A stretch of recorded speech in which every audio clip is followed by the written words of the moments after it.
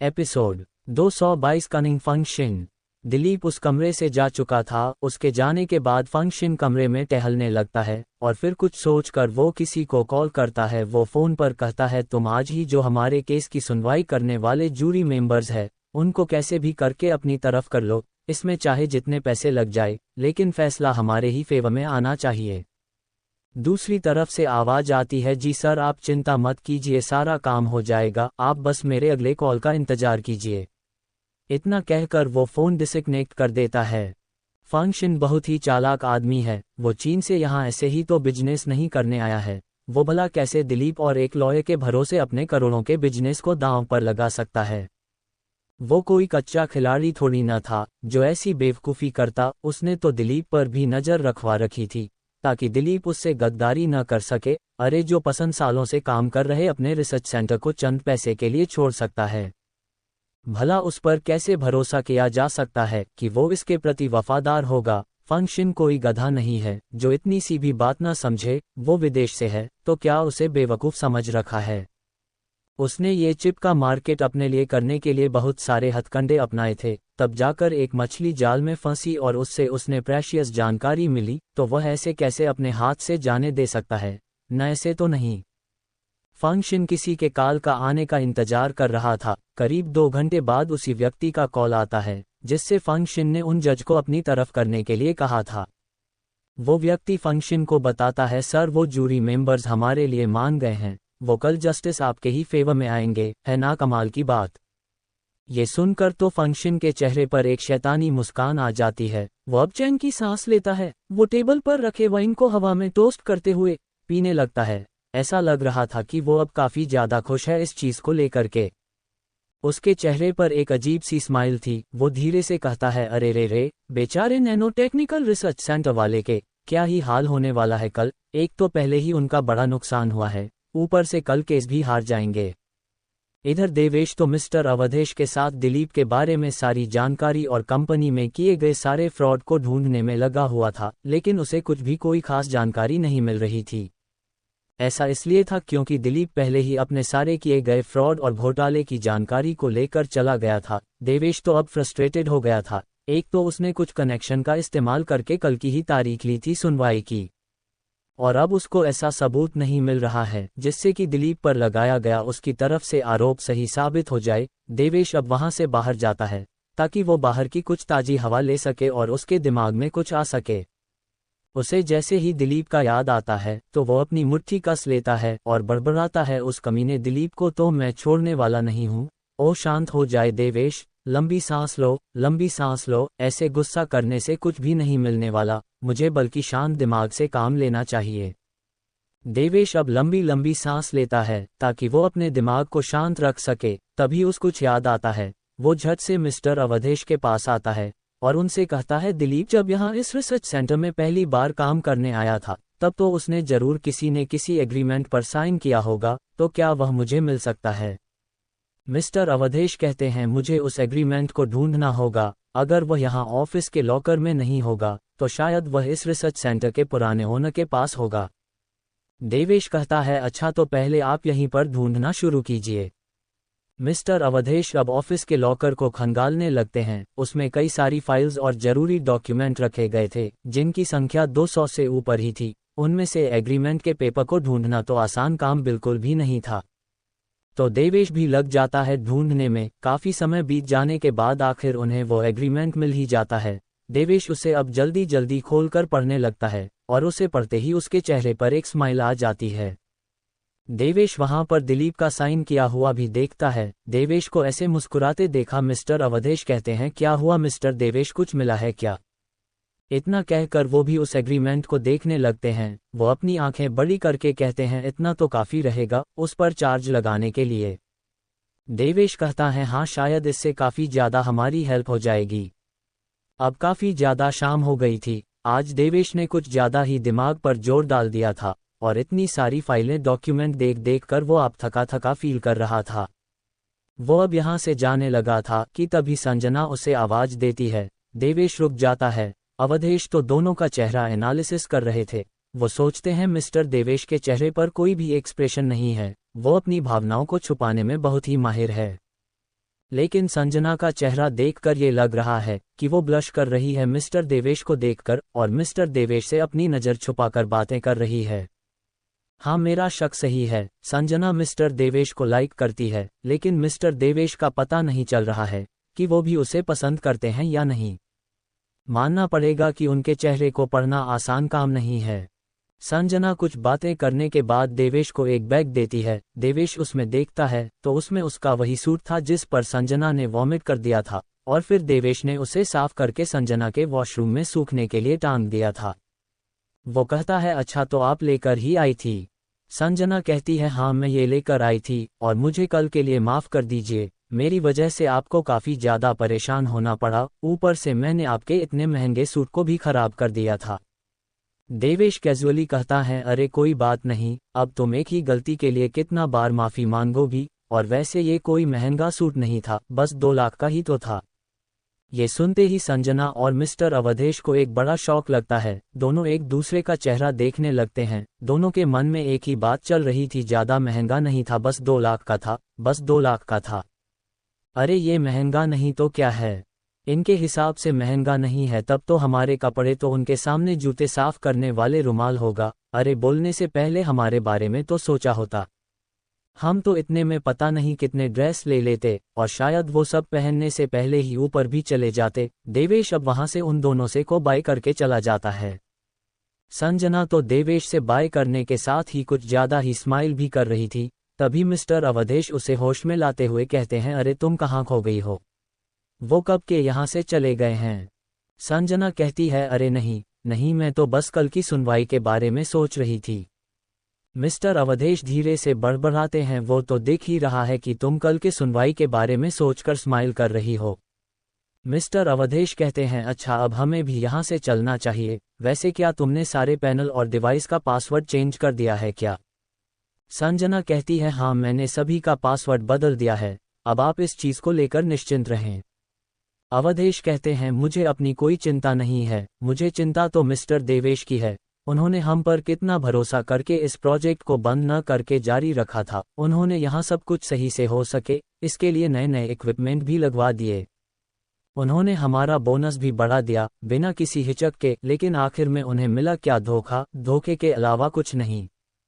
सोचो उन्हें कितना दुख हुआ होगा ये सुनकर। ऐसे बहुत कम ही यंग बिजनेसमैन मिलते हैं जो किसी रिसर्च प्रोग्राम या कंपनी में पैसा लगाते हैं, सभी तो बस उस रिसर्च का फायदा उठाना चाहते हैं। संजना भी मिस्टर अवधेश की बातों पर सहमति दिखाती है। वो कहती है, हाँ आप बिल्कुल सही कह रहे हैं, वो इस रिसर्च सेंटर और हमारे ऊपर बहुत भरोसा करते हैं, और कोई होता तो अब तक चल रहे दूसरे कामों को रोक देता और मेरे लिए फालतू ही किसी कंपनी पर केस नहीं करता। तभी मिस्टर अवधेश संजना को बड़ी ही अजीब नज़रों से देखते हुए कहते हैं, मेरे लिए? संजना ये सुनकर हड़बड़ाते हुए कहती है, नहीं, मेरे कहने का मतलब है हमारे लिए। एपिसोड 223 चोरी या कुछ और। संजना और मिस्टर अवधेश वहां से चले जाते हैं सब कुछ लॉक करके। उनके जाने की कुछ देर बाद ही वहां कुछ लोग आते हैं। वे 4 लोग थे, सबने अपने चेहरा काले रंग की मास्क से ढक रखा था और सभी के हाथों में बैग था। ऐसा लग रहा था कि वो सभी यहाँ कुछ बुरा करने के इरादे से आए हुए हैं। वो सब रिसर्च बिल्डिंग के लॉक का पासवर्ड डालते हैं तो उसका पासवर्ड वहां पर गलत था। तो वो पर्सन जिसने यह पासवर्ड डाला था एक दूसरे वाले पर्सन से कहता है, जो कि शायद इन सब का लीडर था, बॉस यह पासवर्ड तो गलत बता रहा है, शायद हमें गलत पासवर्ड दिया गया था। बॉस कहता है, लगता है उन सब ने पासवर्ड बदल दिया है, उन्होंने सही कहा था कि वो सब पासवर्ड बदल लेंगे, लेकिन तुम सब चिंता मत करो, मेरे पास सबका हाल है। इतना कहकर वो उन सब का लीडर अपने हाथ में लिए गए बैग को ओपन करता है और उसमें से कुछ डिवाइस निकालता है। वह अब उस लॉक पर उस डिवाइस को लगाकर उसे ब्रेक कर देता है और डोर ओपन कर देता है। उसका एक साथी कहता है, बॉस मैं तो सोचा था कि आप इस डिजिटल लॉक को हैक करके खोलने वाले हैं, आपने जब ऐसी बात की तो मुझे ऐसा ही लगा। वो लीडर कहता है, ओह बच्चे तुम दोनों अभी नए हो, तभी तुम्हें नहीं पता है, हैक करना कोई आसान काम नहीं है, वो कोई दूध पीते बच्चों का काम नहीं है। मैं एक बार गया था हैकिंग सीखने के लिए रूस में और मैंने हैकिंग सीखने के लिए पूरे 4 लाख रुपए दे दिए थे। ये सुनते ही 2 लड़के कहते हैं, क्या आपने 4 लाख रुपए दिए? आप इतने पैसे वाले थे क्या?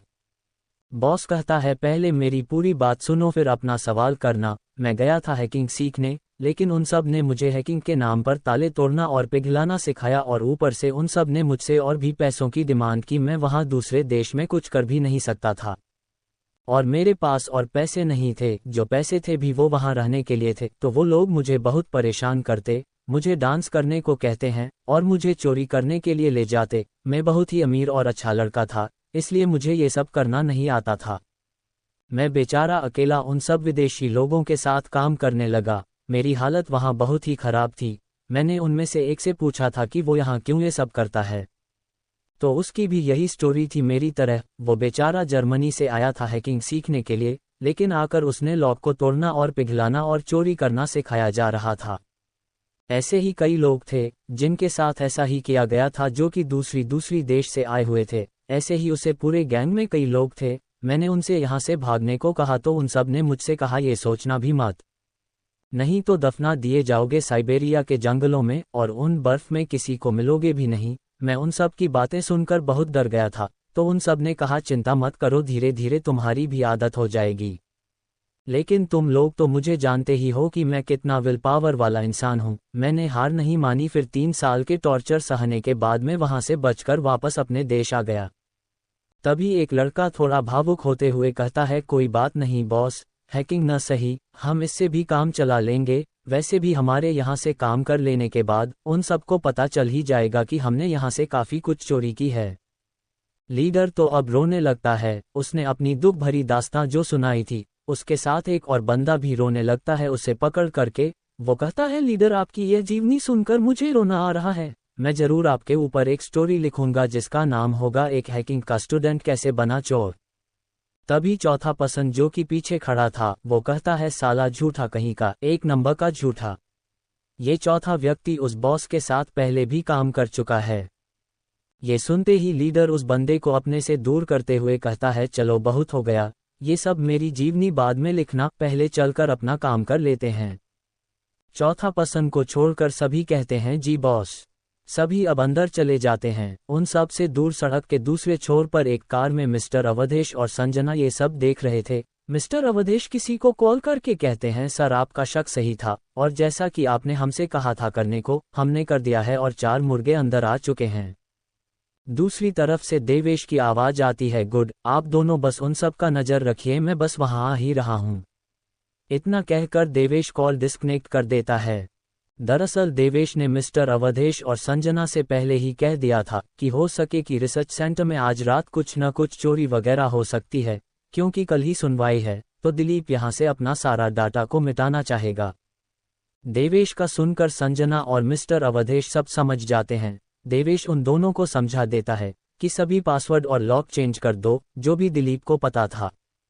ये सब प्लान बनाने के बाद देवेश वहां से पहले ही चला गया था ताकि वो आगे की तैयारी कर सके और उन दोनों को यहां से जाकर वापस आकर रोड की दूसरी साइड इंतजार करने को कह दिया था। और जैसा कि उम्मीद थी, ये लोग पहुंच गए, वो भी कुछ ज्यादा देर किए बिना। देवेश ने सोचा था कि यह सब रात में पहुंचेंगे, लेकिन ये सब तो बहुत पहले ही पहुंच गए थे। संजना सोचती है, मिस्टर देवेश कितने स्मार्ट है, उन्हें इन सब का पहले ही अंदाजा हो गया था। मैं तो अब बार बार उनसे इम्प्रेस हो जाती हूँ। आखिर कोई कैसे इतना परफेक्ट हो सकता है कि बार बार मेरा उस पर दिल आ जाए। तभी मिस्टर अवधेश उसे होश में लाते हुए कहते हैं, तुम कहाँ खोई हुई मुस्कुराए जा रही हो? आजकल जब भी मैं तुम्हें देखता हूँ तुम कहीं ना कहीं कोई रहती हो, क्या बात है? कहीं किसी बॉयफ्रेंड का चक्कर तो नहीं है? संजना थोड़ा हकलाते हुए कहती है, नहीं नहीं, आप गलत समझ रहे हैं, मुझे बस अपने बचपन की याद आ गई थी। मिस्टर अवधेश कहते हैं, अच्छा ये सब छोड़ो, हमें उस पर ध्यान देना चाहिए जिसे करने के लिए मिस्टर देवेश ने हमसे कहा है। इतना कहकर वो दोनों अब उस तरफ देखने लगते हैं। रिसर्च बिल्डिंग के अंदर चारों लोग चारों तरफ कुछ ढूंढ रहे थे। वो सब अब तक कई लॉक को ब्रेक कर चुके थे। लीडर ऊपर जाता है और कुछ देर बाद वापस आ जाता है। सभी अभी भी कई फाइल्स और डॉक्यूमेंट चेक कर रहे थे और फिर उन्हें वापस रख देते।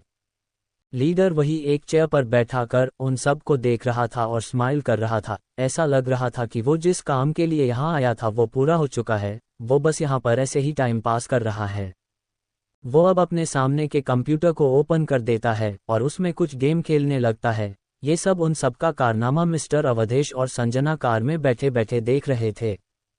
हालांकि उन सब ने सीसीटीवी कैमरे के केबल को काट दिया था, पर शायद उन्हें पता नहीं था कि देवेश नया सिक्योरिटी सिस्टम लगवा दिया था, जिससे वह सब बाहर कहीं से भी यह सब देख सकते थे कि वहां क्या क्या चल रहा है, भले ही वो कैमरा वहां की मैनन कनेक्शन से हटा दिया गया हो। लेकिन अगर वो कैमरा ऑन है और उसकी पावर सप्लाई चल रही है तो वो सारी चीज रिकॉर्ड करती रहेगी। कुछ देर बाद वो लीडर गेम खेलना बंद करके मास्क लगता है और सबसे कहता है चलो अब हमें चलना चाहिए। उनमें से एक कहता है पर बॉस हमने तो वह ढूंढा है ही नहीं जिसे ढूंढने के लिए हमसे कहा गया था। लीडर कहता है अरे वो सब छोड़ो, जो करना था हमने कर लिया है, अब हमें यहाँ से निकलना चाहिए। वह सब अब उस लीडर के पीछे पीछे बाहर जाने लगते हैं। वो तीनों आपस में कानाफूसी कर रहे थे कि आखिर जब यहाँ सिर्फ फाइल्स ही पलटने थे तो हम सब इतना रिस्क लेकर आए ही क्यों।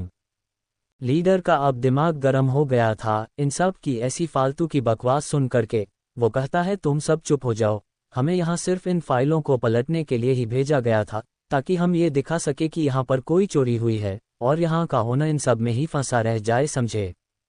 तभी एक कहता है ओह मैं समझ गया, इसका मतलब ये सब जो भी हमने किया है वह सब बस यहाँ के लोगों को गुमराह करने के लिए किया गया है। लीडर कहता है हाँ तुम सही समझे, अब चलो हमें अब बाहर जाना चाहिए।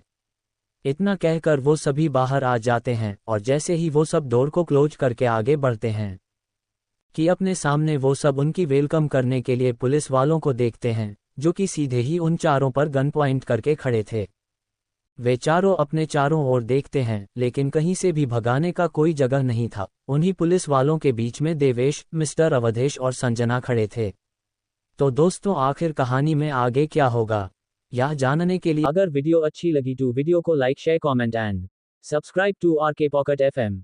कहानी आप सभी को पसंद आए तो वीडियो को लाइक कमेंट और शेयर जरूर करें। आपके एक कमेंट और लाइक से हमें स्टोरी वीडियो बनाने के लिए मोटिवेट मिलता है। धन्यवाद।